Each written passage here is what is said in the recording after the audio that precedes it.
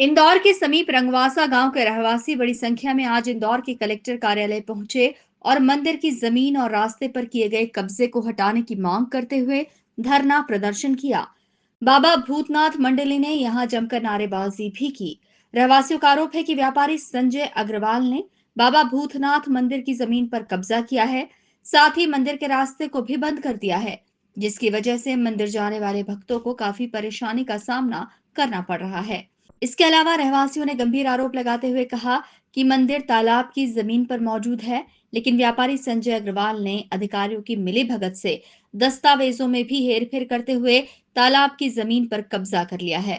रहवासियों ने प्रशासनिक अधिकारियों को ज्ञापन सौंपते हुए इस मामले में जांच के बाद कार्रवाई की मांग की है। जय बाबा भूतनाथ। जो बाबा भूतनाथ का मंदिर है रंगवासा में, और वहाँ पर इंदौर शहर के प्रसिद्ध व्यापारी संजय अग्रवाल और उनके द्वारा वहाँ पर बाबा भूतनाथ का रास्ता बंद करा गया।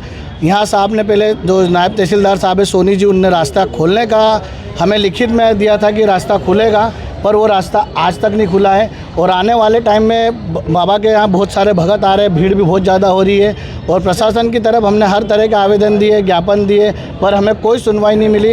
यहाँ तक कि संजय अग्रवाल ने जो नक्शा रहता है उस नक्शे में छेड़खानी करके मंदिर को उसकी निजी भूमि में बता दिया, और प्रशासन ने पंचनामा बनाया। आरआई पटवारी और जो भी लोग आए थे पंचनामा बनाने के लिए, उन लोगों ने पंचनामा बना के मंदिर उसकी ज़मीन में कर दिया। चूँकि मंदिर शासकीय ज़मीन में है, 682 नंबर शासकीय तालाब की पाल है। आज से पूर्व में 1925-26 की मिसाल निकालेंगे तो विगत 1991-92 तक शासकीय ज़मीन शासकीय आ रही है, पर कैसे और कौन से ऐसे पेपर और कौन से दस्तावेज लगा है जिससे ये ज़मीन उसकी निजी हो गई। अगर ऐसी निजी ज़मीन होती जो शासकीय ज़मीन, इसका एविडेंस है हमारे पास, इसकी खसरा बीवन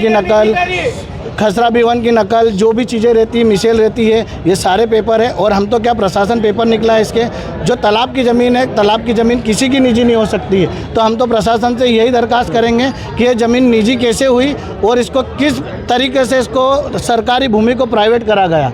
अगर सरकारी भूमि प्राइवेट होती तो हमें भी ज़मीन देते, हमें भी ज़रूरत है ज़मीन की।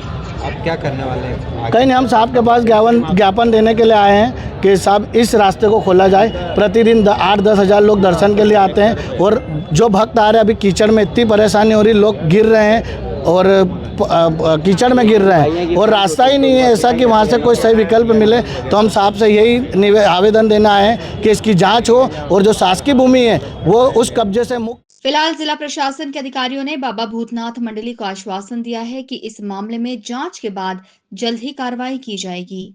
Bureau report, INN news, Indore.